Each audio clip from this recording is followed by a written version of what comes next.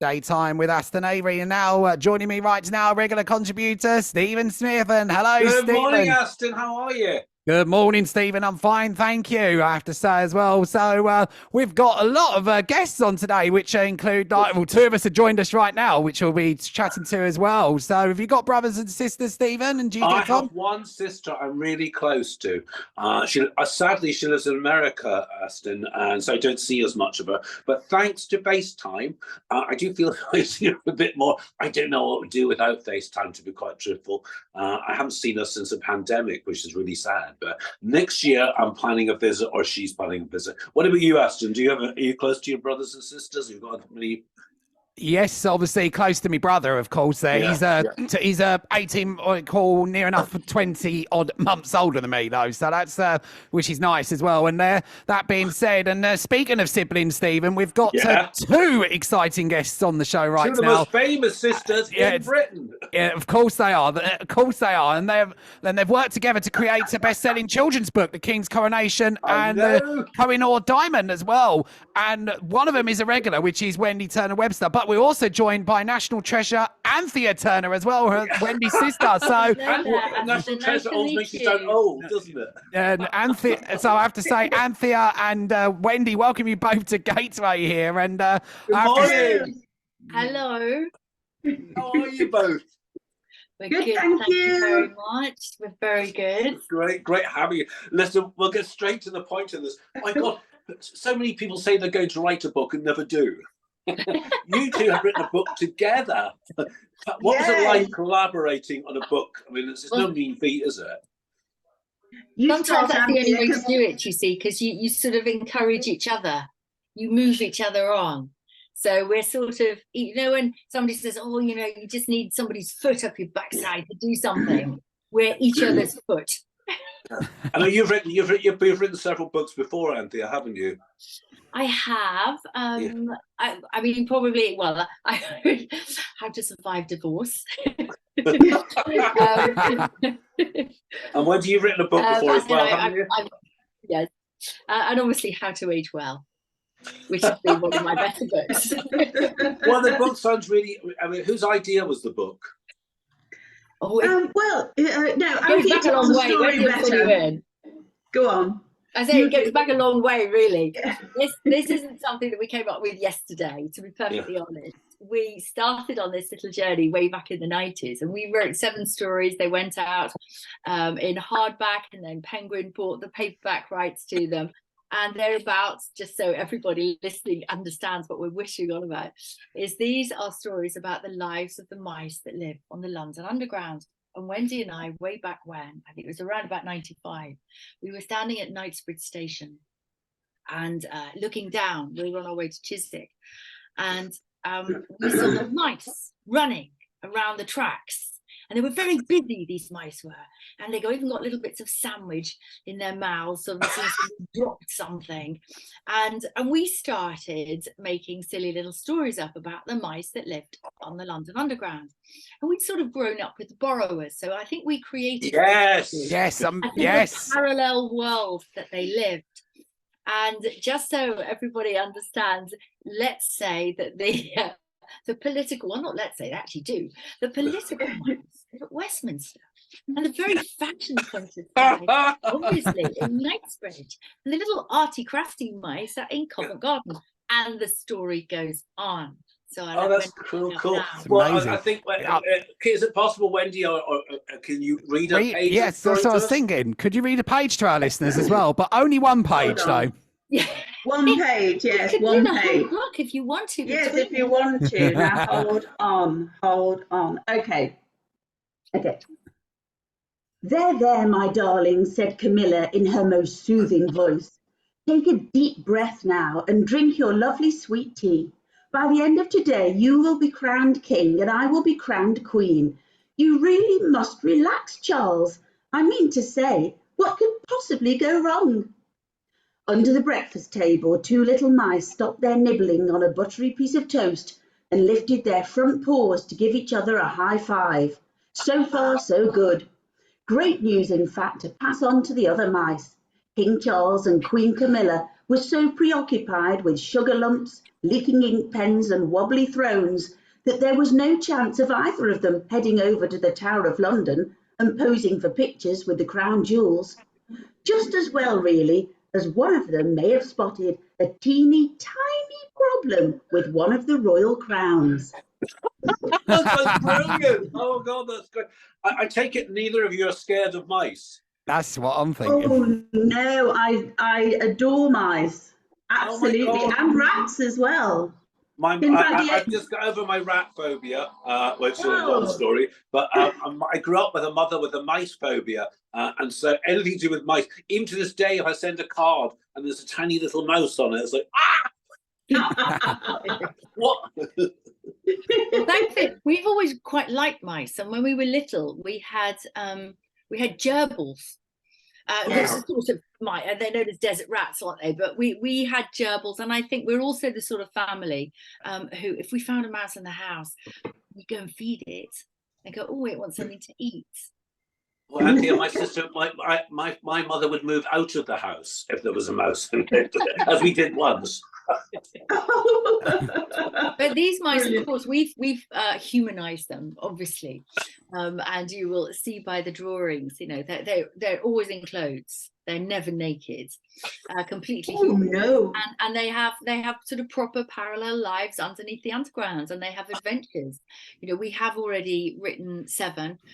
We've updated them now. Obviously, this is a new one, but we've got another 2 to come out next year. Fantastic. That's fantastic. So with that being said here, Stephen, obviously you mentioned mice. Are you scared of anything, either of you? Oh, me, spiders. That's the only... No, she's not just scared. I love spiders. It's a phobia.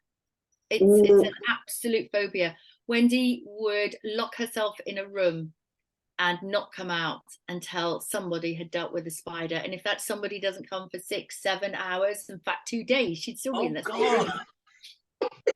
What about you, Anthea? What are you scared of? Nothing. So you haven't been in the jungle yet, have you? Oh no, I don't think I would do very well in that. I don't think I go on an emotional journey. I'm not really. I did Blue Peter. There's not a creepy crawly I can think of that would really bother me, to be perfectly honest. I'm sort of, I don't know, I don't see them as something, you know, even when you see people in coffins, why do you say that? Would you want to be lying in a coffin under the ground? No, I wouldn't. No, that's probably a little bit different. But generally speaking, I can honestly say that no, there's not an animal that scares me. There's people that scare me, but not animals that scare me. Oh God, I think people are much scarier than animals, trust me. Now listen, tell us a little bit about growing up together. What was it like for you, Anthea, Wendy? My pesky little sister. Yeah. Well, there's 7 years between us, you see. So when you're 14 and you've got this child 7 hanging around you, and you're sort of you're just going through puberty, and you sort of, you know, you've got a few boyfriends, your first little boyfriends, and it's exactly that. So that's where that comes into play as well there. So that being, and you bring them home and you just so that being said here as well, it's absolutely brilliant on that to hear what they're talking about as well. So it's amazing really, but funny, as we said there, what they're discussing. So and obviously carry on there, as we said. So so Anthea, do you share Wendy's love of animals here? Yes, I do. I'm not a vegan. Wendy's rolling her eyes now already. She's going, Even a vegetarian. You're a vegetarian? No, I was a vegetarian for 7 years. But that doesn't count. So Wendy, but I ate fish. Wendy says this doesn't count, but I thought I was doing quite well. And then, to be perfectly honest, it all fell apart over a bacon sandwich. one Sunday morning, and then it all fell apart. But I suppose, like most people, I'm now worming my way out of this because Wendy's giving me the evil. But I'm doing my best, everybody. I know. To persuade I think her. a lot of people don't eat as much meat as they used to. We do now have a more varied diet. I would say that if I could pick a diet to food which I embrace, it's like a more Mediterranean diet. Yeah, and a lot of people. Much I don't get this. product. I would miss a butty sandwich. I can't stand the smell. It makes me feel sick. Really makes me feel. What can't you stand the a smell? bacon sandwich. A vegetarian says one thing I miss is a bacon sandwich. You mean with brown sauce? It makes me feel nauseous. It actually makes me feel physically sick. I've cut right back thanks to Wendy's advice and some of her recipes and stuff. Well, Wendy has found me some really nice. It's like a pretend bacon, and if you put enough brown sauce on it, it's quite nice. It is quite nice. Brown sauce sorts everything out. When I used to travel a lot for Blue Pizza, and we used to go to some, and also Wish You Were Here, went to some horrific places. And if the food wasn't good, I would put brown sauce over it. Yeah, brown sauce and Branson pickle. Wendy, do you like brown sauce? I prefer brown sauce to red sauce, but Gary, my husband, he will put ketchup on anything. Anything have ketchup on. So we get ketchup on anything to make Gary. Tell him I'm coming to see Wendy. Tell Gary I'm coming to see him with Pam in Milton Keynes.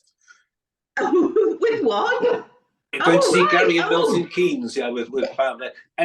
So to say hi to him for me. Perfect. So we've got to ask this question. Next to Princess Diana haircut, that Anthea's hair was the other haircut everybody wanted. How do you keep your hair looking like that? It still looks fantastic. I think I'm actually, and you will, I hope you will appreciate this, I think I'm actually a frustrated hairdresser. I think in another life, I would have been a hairdresser. Yeah. I'm a demon blow dryer. And if somebody gives me the opportunity to actually cut their hair, I used to cut my dad's hair loads, and I've cut Wendy's. I have cut Wendy's. Remember our friend Jim Fifield? Was it good? Her as well. Yes. Oh yes. No, she is good. If I needed like a little, like trim or something, I would ask Anthea. But Anthea, do you still go to Lino for your hair? I do, absolutely. I go to Lino, and I cut it dry. It's a dry cut. Yeah, because when you're slicing into it, Aston's looking. As an ex-hairdresser, I always say not all hair. Thank you, Anthea. Wet. I mean, this thing of you have to wash it and cut it. Sometimes hair is really, especially if you're using a razor, really good to cut and dry hair. Is a really good idea, but it's still looking great, and people still asking for it in the salons. I have to say, Anthea, I'll take that as a compliment what you said as well as on that. So, but that being said, to both of you, have you written other books? And there are so many people that want to know how do you go about it successfully as well if you have written other books? As in writing together. Well, the story of how we started back on our path of Underneath the Underground was that we were ripping up the M40 between London and Stoke-on-Trent, going up and down, seeing Mum and Dad. Mum sadly died, so Dad was on his own, which meant that Wendy and I were off up to Stoke constantly. And it was there on the car journeys, of which, it's 3.5 hours there, 3.5 hours back, and a lot of service stations. Can we just say that Warwick and Oxford are our favourite service stations on that particular run. We made a very big mistake once and went on the M1. Horrific service stations. There wasn't one that we liked, but that's another story. So we would spend our time on the journey going back to the mice. It was Wendy's idea to go back to the mice, and when we did, we realized that they're still our little friends and they'd still got lots of journeys, and we could update them as well, because anybody who read our original mice stories, there's certain hooks. We had the spice mice, for instance. So Yeah. we obviously need to change a few things around. Some of the stories we'll have to completely, we can never redo because they're very much of the time. Others we definitely can. We had Harvey Goldmouse, he put on amazing concerts. But you and I will know that. But if you're 7, you've never heard of Harvey Goldmouse.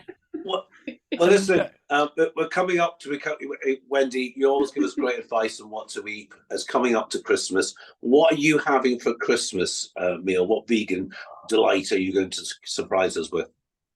Well, this is the thing, you see, that people somehow think that for Christmas lunch, as a vegan, you're going to eat salad or risotto or some stuffed peppers. And it couldn't be further from the truth. We eat in our house exactly the same structure of a meal that every traditional Christmas lunch: roast potatoes, all the vegetables, gravy, bread sauce, stuffing, and we just have like a meat substitute, which might be a kind of steak substitute or a sausage or like a burger, or sometimes I make like a fake turkey pie. That sounds like the fake turkey pie. What would that be involved? Well, Plastic. It's not plastic. It's plastic comedy turkeys you get. So that being said, Is she funny? Is she funny? Yeah, that's what. No. Can I just say want the that somebody recipe for who that. We'll put it cooks for underneath a vegetarians, YouTube video. a roast is actually the easiest meal for a vegan or a vegetarian. If you want to cook for a vegan or vegetarian, outside of obviously not using meat juices in your gravy, which if you make a good gravy, you're not going to miss. It's the easiest meal to cook. Right. Okay. Cool. And what do you have? Anthea, what are you doing for Christmas? Well, I'm sitting here with plastic, so I don't know if you can see it's all there, and I've got the kitchen's coming out. So I have managed to take the kitchen out over Christmas. Yes, which means I'm going out. Does that mean you're going out for Christmas lunch? I haven't got a kitchen. Wow. It's ripped out. It won't be until January. Now, nice move. Yeah. Wow. One last question with Wendy. It's that time of year when idiots go out and buy a pet. Wendy, what advice would you give parents that say their child wants a pet for Christmas? Stop. I would implore anyone to get a rescue pet and not a bought pet, because there are so many rescue pets who need that second chance. And also just consider as well what time of year you'd be bringing an animal into your house. But just by default, Christmas is chaos. There's lots of noise, activity, visitors. It's not the normal way your house is. And so to introduce an animal into that circumstance is not a good idea. So just wait until the new year and then make your decisions. Yeah, that's such a good idea. Exactly. Wait till that's a good sensible. That's a really, really sensible. I've been hearing how good boxer dogs are as sensible house pets. Oh, they're gorgeous. Yeah. Yes, I love boxers. They're very kind nature. Yeah, I've heard. I've been reading a lot, and they get on well with cats and other animals. I was hearing. Oh, I don't know that, because I actually think every animal is just peculiar to itself, whether it gets on with other animals or not. Like humans. Yeah, like humans. So, Wendy or Anthea, if our listeners want to find out more about the book, how can our listeners find out about your book as well that you wrote? Well, you can go. Well, it's on the Instagram. God, isn't everything on Instagram nowadays? So either Wendy's mine, or we have actually just started up its own little Instagram, and also which Splendid Publications is the publisher. You can go to Amazon, but they've sold out and we're restocking Amazon at the moment. So we would implore anybody to just go, and it's on Wendy's Linktree, my Linktree, go to Splendid Publications and you can pick up a book. It's the cutest book, and it's one of those, we often liken it to a panto, where mums and dads go to panto and so do the kids. The mums and dads get a certain section of jokes and the kids get another. Yeah, that's nice. There's a lot in it that will entertain the parents as much as the children. Well, thank you both of you for coming on, and really good luck with the book. Yeah. Have a great Christmas. Thank you so much. Thank you. Bye. Bye. Bye. Bye. Bye. Bye. Bye. Bye.